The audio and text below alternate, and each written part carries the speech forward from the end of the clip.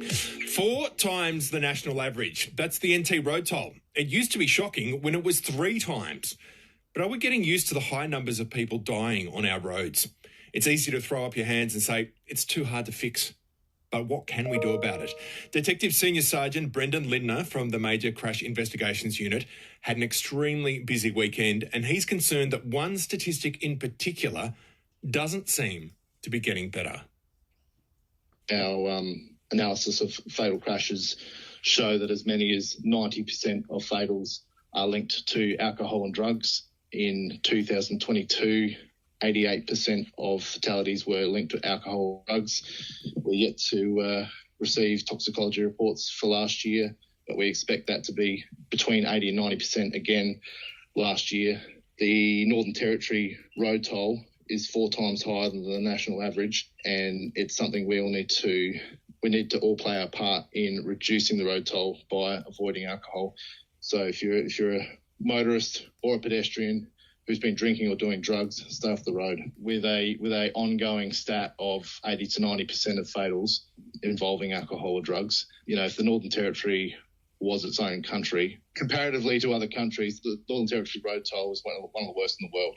Police conducting toxicology reports from 2022 showing 88% of fatalities involved alcohol and or drugs. And last year, 2023, police are expecting was much the same. Dr. Ingrid Johnston is the Chief Executive Officer of the Australasian College of Road Safety. Dr. Johnston, what can we do about figures like that? They're shocking numbers, and we know that we can prevent these tragedies from occurring, but it's not a simple problem. If it was simple, we would have fixed it by now. So obviously, we have to make sure that there are high levels of visible enforcement. We need people to know, if I get in a vehicle when I've been drinking and I drive, there's a really good chance that I'll be caught. We need people to understand that. And so the visible enforcement is really important. But I think that once you've got drink driving levels that are so high, it's effectively a symptom of broader problems in the society with alcohol. And we know that it has been a big issue in the Northern Territory. So we need to be looking at all the other factors that we can be trying to influence to have more responsible use of alcohol. So when you're looking at responsible service of alcohol in pubs and clubs and bars and places where people are drinking and then are needing to get home, what role is there for those establishments in making sure that people have a safe way of getting home? What is the role of the Transport Department in making sure that there are alternative transport options? And that can be incredibly difficult in a place like the Northern Territory. What sort of social support systems are there for people who do struggle with their alcohol use and would like to be reducing it and are finding that difficult? Are there good and available and affordable services for people to go to get help? So there's lots of different things that we need to be doing in order to be addressing that alcohol use. Well, let's look at the big, bright and obvious, which is enforcement. Police talk about RBTs and blitzes, especially around public and school holidays. But there's a long-standing perception that you're less likely to be breathalyzed in the NT than elsewhere. I've been breathalyzed many times since I moved to the NT. Most of them were outside the Northern Territory, only once in the NT.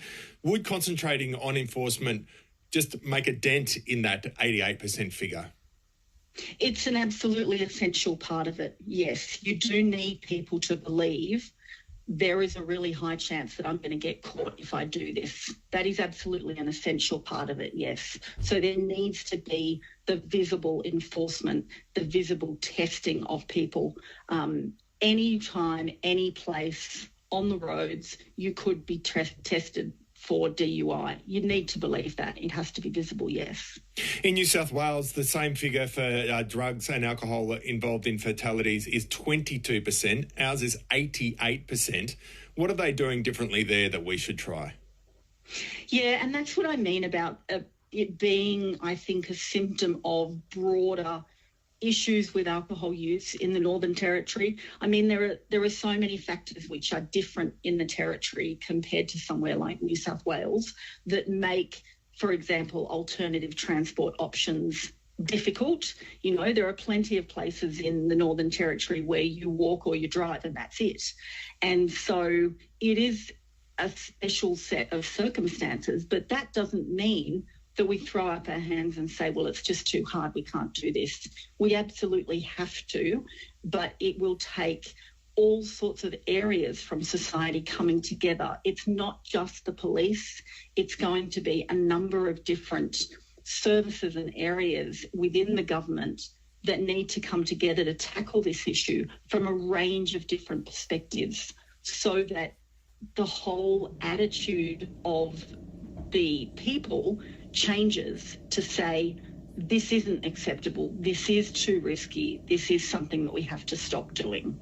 When I first moved to the Territory, I went to a pub and I seriously had a conversation with a guy who was absolutely drunk as a newt, and he was talking about how to avoid the RBTs on his drive home. That was 20 years ago, but does there need to be a cultural change? Because it doesn't seem to have got to the stage where it's unacceptable to have a few drinks and then jump in a car. That's right. That's what we need to get to, is the point where people no longer think that's acceptable and your mates don't think it's acceptable and the person serving you the beers at the pub doesn't think it's acceptable. And there is an alternative way of getting home. We need all of those factors to be in place so that we are helping each other to get here. Isn't that just a taxi or an Uber? Just jump in one of those. It's easier to do that than ever. Absolutely. If you're talking about somewhere in Darwin or Alice or, you know, where you've got taxis and Ubers available, then yes, if they're available and affordable, then yes, that's an option. But do you also have other options for where taxis and Ubers are less affordable? Do you have establishments providing a service that will drop people home? You know, that's a very common thing in some states, that you go to the local club, you have a few drinks, and they have a bus and they drop the locals home.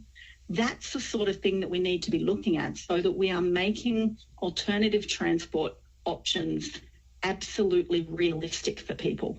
Another form of booze bus. Where does that happen? Where it's a matter of course? It's one of the things that happens in New South Wales, for example, that you were just referring to.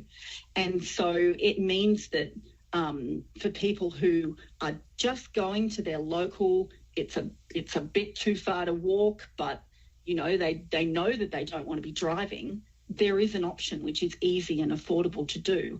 And it becomes just a part of the culture that, yep, you go there and you have a few drinks and then you get on their bus home. You're listening to ABC Radio Darwin. Rick Hind with you. Dr. Ingrid Johnston is Chief Executive Officer of the Australasian College of Road Safety.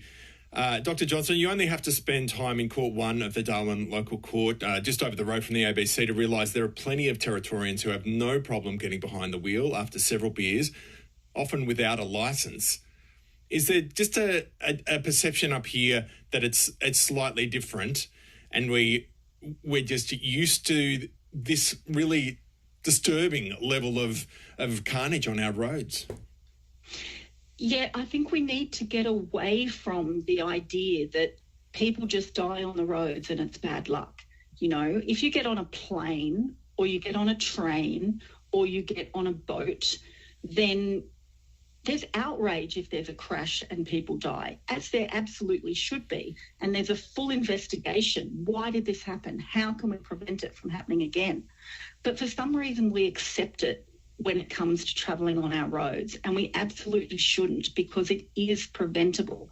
And there are so many things that we know that we can do which will work. Addressing alcohol use and drink driving is one of them. Addressing seatbelt use is one of them. The Northern Territory also has a really high rate of people not wearing their seatbelts. And we know unequivocally seatbelts save lives. They absolutely do. So we can address drink driving. We can address seatbelt use. We have to address speeds. And that's another tricky one in the Northern Territory. And, The open limits have come and gone and come and gone. We need to be understanding that speed absolutely kills as well. So and the condition of the roads, there's a number of different things that we need to be doing because we absolutely can prevent people from dying. What about people listening to this thinking, all these statistics, they're to do with problem drinkers. It's nothing to do with me. I'm a safe driver. I have to drive a long way. We need to have faster speeds in the Territory. This isn't a problem that I need to worry about. And that in itself is a problem when that becomes the perception. When you've got rates as high as you're talking about, it's not just one sector of society that this is involving. This is everyone, and there are so many different elements that can lead to a crash in which people die that they all need to come together. And there's no getting around the fact that speed is a big one. Yes, there are long distances to go in the Northern Territory, but you also don't have dual carriageway, fully separated highways all the way through the Territory either. And so when you're going at the very high speeds and you have a car coming in the other direction, if they collide, there will be guaranteed an absolutely tragic outcome. And so the roads just do not support the higher speeds, and that's just the way it is. And we need to get better at accepting those things so that we can then get to the point where people are no longer dying as much. Dr. Ingrid Johnston, I could talk to you about this all day. Thanks for making time for us this morning, and thanks for presenting several solutions that we can do, not just as institutions, not just the NT Police and the government, but as a society to really tackle this problem. Thanks very much.